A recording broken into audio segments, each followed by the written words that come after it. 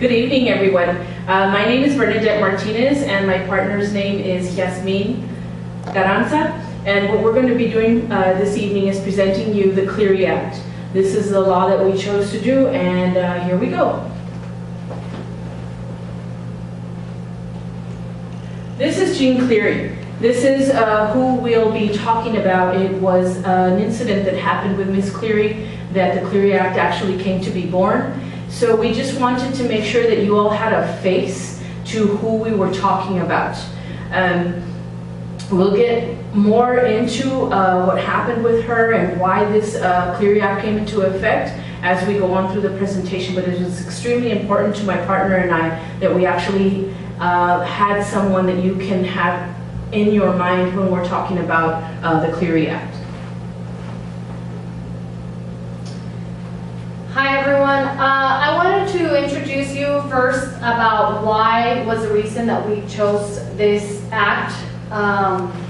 This case came into our minds because as women we face all these difficulties around the world, and when we started to look for information about why this Clery Act started, we got really overwhelmed of the situations that happens to everyone around, not just women, but it impacts more on the women. So I'm gonna give you the description about what happened to Jeannie Clery. She was a 19-year-old girl, and she was raped in campus, raped and murdered in campus by a student there named Joseph Henry. If a lot of information was brought by the moment that this incident happened, everything will be so much different, and she probably will be safe right now if she only knew of all the reports and all of implementations that could have been taken before the incident happened. Before 1990, there was a high incidence rate of violence crimes in campuses, which they found out that were not reported. All these incidents were happening and nothing was reported. There was no data. There was a lot of lack of data stored and known for the facilities, for the employees, and for the students.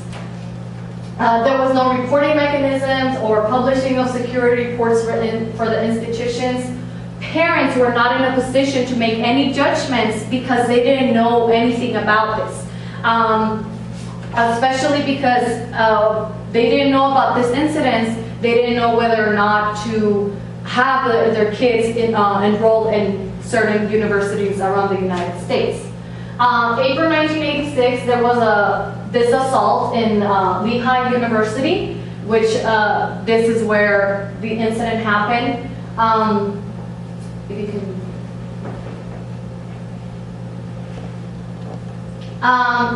Like I mentioned before, this incident happened within the campus premises, which highlighted the lack of statistics on crime within campuses. Like I mentioned before again, this violent crimes rate at the institution had been high, and there was no report on this until this case law became available. One of the arguments by Ms.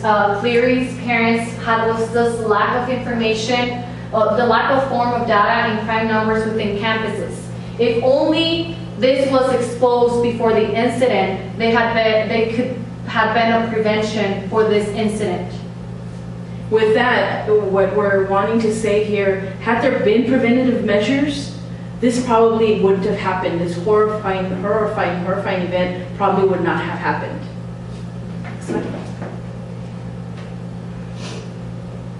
As a result, there was lobbying by the parents and other stakeholders that saw the passage of the Clery Act in 1990.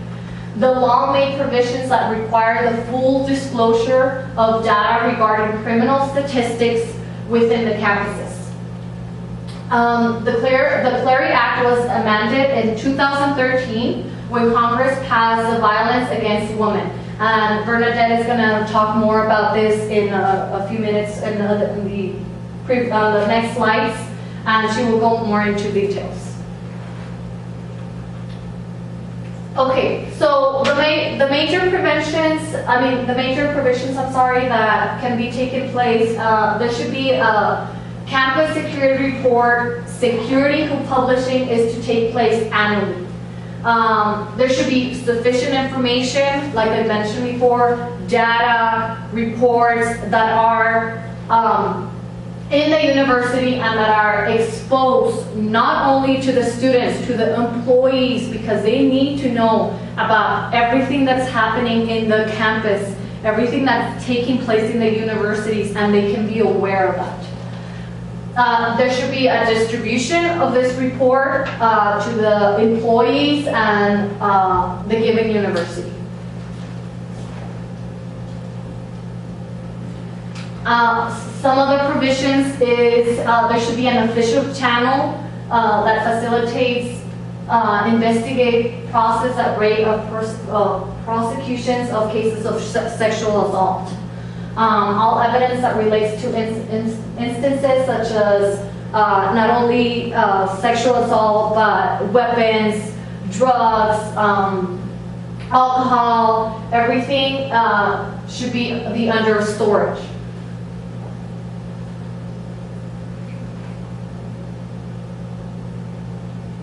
Okay, crimes of up to the 7th year will be archived within the campus security sections within retrieval upon request to be made possible. This should help to have a breakdown on the high rates of crime in the campuses and universities.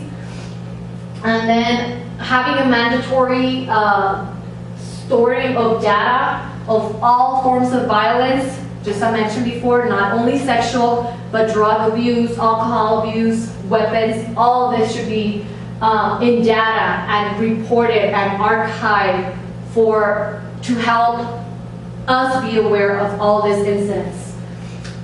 And issuance of early alerts to stakeholders concerning any threat about crimes. Okay, so what we're going to go ahead and talk about now is the actual institutions that the Clery Act is being applied to. What happens there is that any college or university, whether public or private, must comply with this act in order to make sure that the students on campus are safe. These actual institutions, because of the taxpayers are funding them because they provide federal aid. That makes them one of the institutions that need to make sure that they remain in compliance and that the Clery Act is applied to. Go ahead. All right, the other one we're going to talk about is where it's applied to the government. Now the government, because the Department of Education here is one of the most, one of the most strongest of the entities out there. They enforce the law through issuing policy guidelines on a periodic basis. So basically, they are back and forth with every single institution that needs to comply to the act.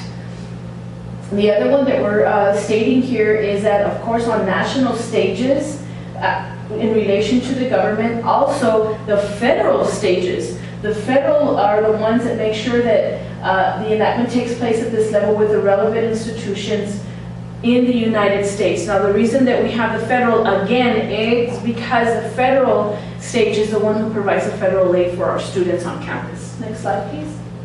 Okay, now the responsible parties. When we say plural there's a variety of parties that need to be responsible for ensuring compliance of the Clery Act. Now, we have the actual Department of Education, we have the actual university, and we actually have law enforcement. These three are responsible parties put to making sure that the compliance of the Clery Act happens. Now, the Department of Education is primary because of they go through making sure through the Clery Act Compliance Division. Now, the other way that they do this is that they carry this out by equipping their security departments with the necessary capacity that will make sure that the appropriate procedures are taking place in a timely and reliable manner. And we'll go ahead and get further into that in a few more slides. Now, why law enforcement? Law enforcement authorities need to be one of the responsible parties because they are going to be the ones on campus enforcing the Clery Act. Meaning, I shouldn't say enforcing, but complying actually with the act. They are the compliant party on campus. So they again are primary stakeholders whose role of taking appropriate action to apprehend, of course, and charge the offenders. They need to make sure that this has a great impact on the implementation. And of course, the courts are primary stakeholders because those are the ones that convict the offenders, and those are the ones who are also aiding in the implementation of the Clery Act. All right. Now, what we found was a great abundance of ways that the Clery Act is going to be implemented, but of course, I would have taken a lot more time. So these are a few that we picked out, and I'll go ahead and just go over a little bit. The victim must receive fair process and agreement with the title, and then the perpetrator must be allowed due process. We felt this was kind of interesting because sometimes you're going to see that one doesn't get their say or the other does get their say. The Clery Act ensures that they both have their say. Now, another one is what we thought was quite interesting is that a maximum fine of $35,000 will be imposed upon any violation of the Clery Act.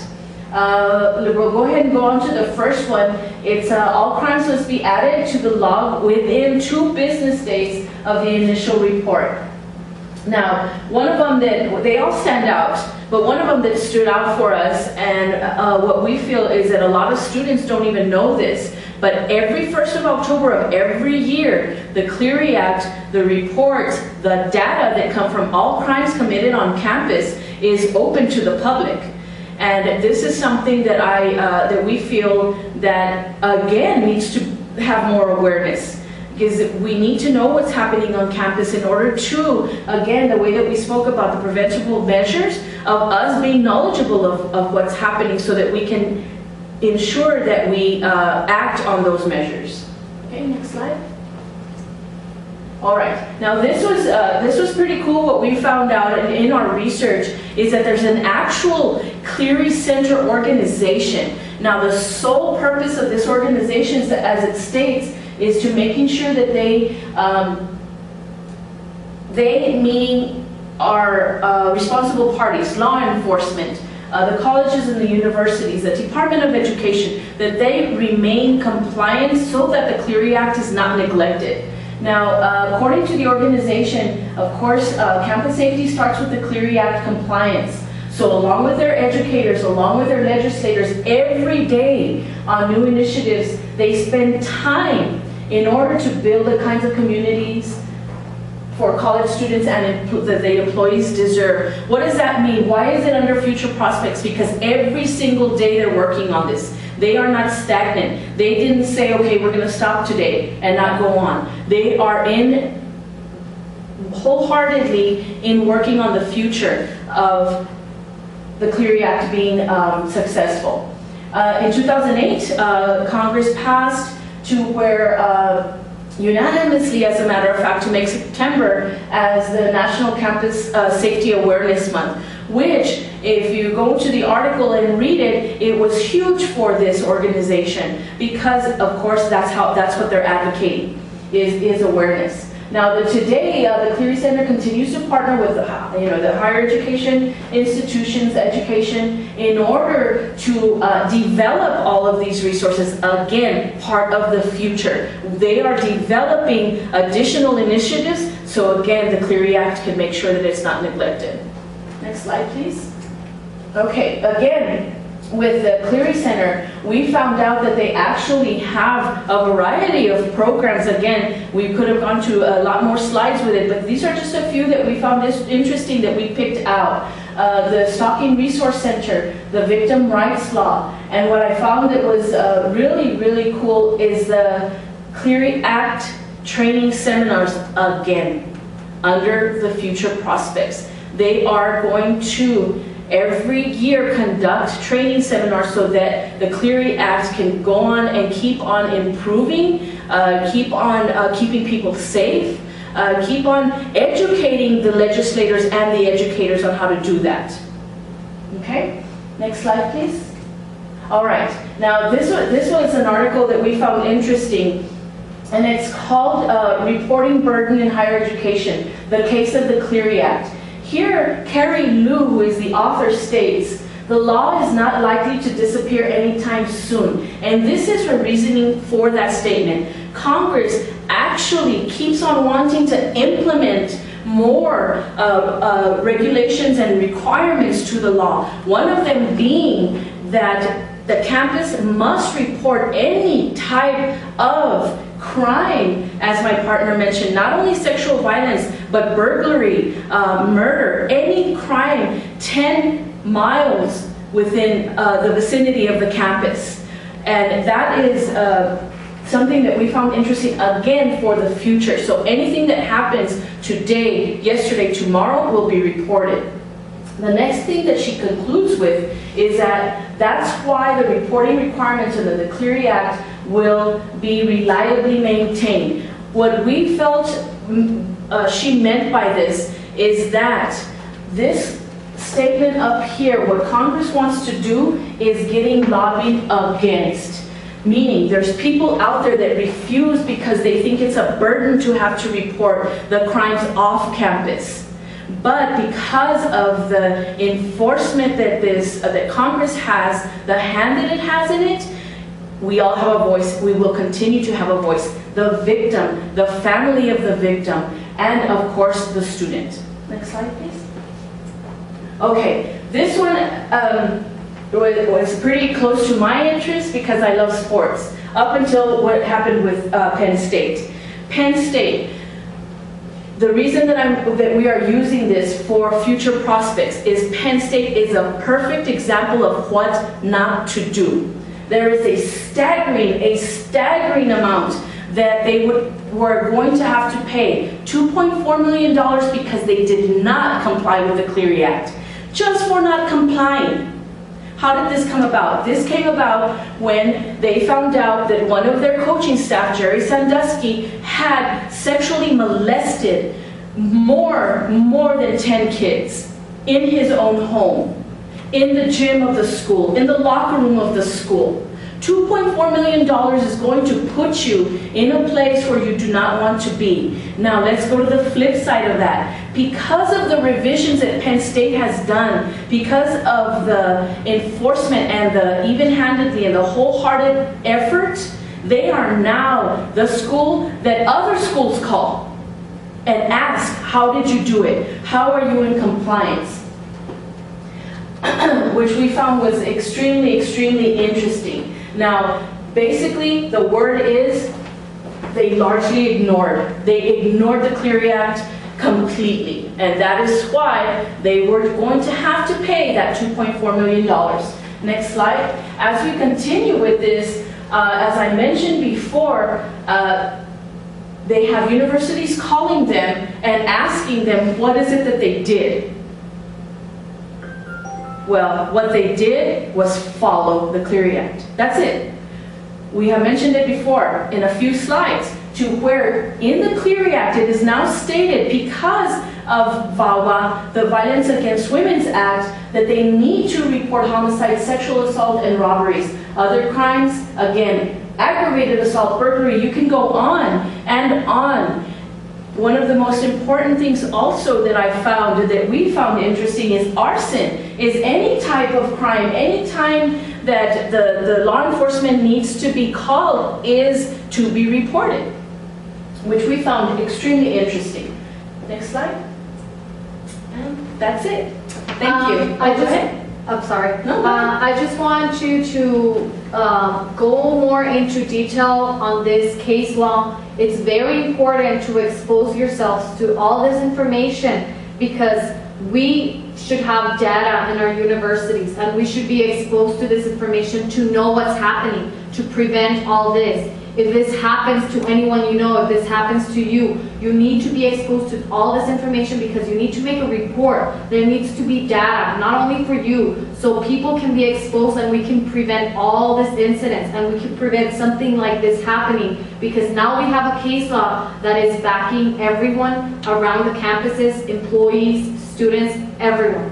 Okay? And I completely agree with Yasmin. The assignment was, at some point, as an educator, as an administrator, we are going to have to relay messages, relay education. We have to educate ourselves first.